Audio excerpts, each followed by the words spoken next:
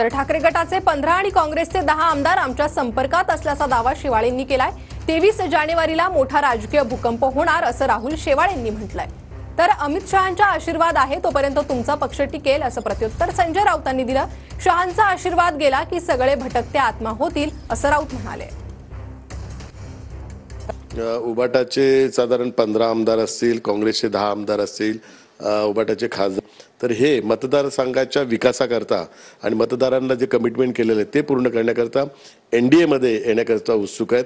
तर त्यातले काही 23 जानेवारीला शिवसेना प्रमुखांचा जन्मदिवस आहे, यासारखा पवित्र दिवस कुठे असूही शकत नाही अशी त्यांच्या मनामध्ये एक त्यांच्या मनातली एक इच्छा आहे।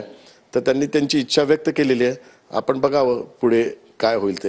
काय बोलतात त्याच्यावर जाऊ नका। राहुल शेवाळ्यांचा पराभव शिवसेनेने केलेला आहे, दारुण। कोणाचं काय तुम्ही फार महत्त्व देताय? आता काय किती फोडाफोडी करणार आहेत ते? तुमचा पक्ष भविष्यात टिकतोय की नाही हे तुम्ही आधी, जोपर्यंत अमित शहा आहेत तोपर्यंत तुमचा पक्ष टिकेल, एवढंच मी सांगतो। त्यानंतर तुम्हाला कोणालाही भविष्य आणि भवितव्य नाही।